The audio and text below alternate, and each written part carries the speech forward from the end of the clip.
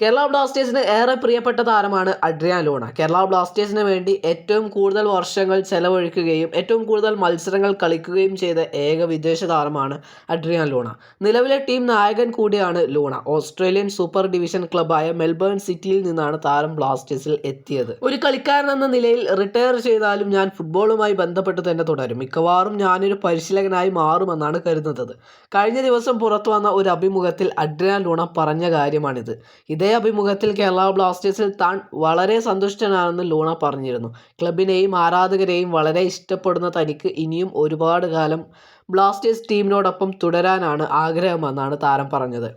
കേരള ബ്ലാസ്റ്റേഴ്സിൽ തന്നെ റിട്ടയർ ചെയ്യാനാണ് ആഗ്രഹമെന്ന് ലൂണ പല തവണയായി സൂചിപ്പിച്ചിട്ടുണ്ടായിരുന്നു. ഈ സീസണിൽ പരിക്ക് കാരണം 1-2 മത്സരങ്ങൾ ലൂണക്ക് നഷ്ടമായിരുന്നു. അതിനുശേഷം വലിയ തരത്തിൽ മികച്ച പെർഫോമൻസ് കാഴ്ചവെക്കാൻ ലൂണക്ക് സാധിച്ചിരുന്നില്ല എങ്കിലും ചെന്നൈക്കെതിരായ മത്സരത്തിലും ഗോവയ്ക്കെതിരായ മത്സരത്തിലും അഡ്രിയാൻ ലൂണ വളരെ മികച്ച പെർഫോമൻസ് തന്നെയാണ് കാഴ്ചവെച്ചത്. പഴയ ലൂണ വീണ്ടും തിരിച്ചെത്തി എന്ന തരത്തിലൊക്കെ ആരാധകർ പോസ്റ്റുകൾ പങ്കുവച്ചിരുന്നു. ശനിയാഴ്ച രാത്രി ബംഗളൂരുവിനെതിരെയാണ് ഇനി അടുത്ത കേരള ബ്ലാസ്റ്റേഴ്സിൻ്റെ മത്സരം. 2ാം പാദ മത്സരമാണ്. അവരുടെ തട്ടകത്തിൽ വെച്ചാണ് മത്സരം നടക്കുന്നത്. ആദ്യ പാദ മത്സരത്തിൽ സ്വന്തം തട്ടകത്തിൽ വെച്ച് ബംഗളൂരുവിനെതിരെ 1-3 ഗോളിന് ബ്ലാസ്റ്റേഴ്സ് പരാജയപ്പെട്ടിട്ടുണ്ടായിരുന്നു. അതിന് പകരം വീട്ടാൻ ഇത്തവണ കേരള ബ്ലാസ്റ്റേഴ്സിന് സാധിക്കും എന്നുള്ള പ്രതീക്ഷയിൽ തന്നെയാണ് കേരള ബ്ലാസ്റ്റേഴ്സ് ആരാധകർ.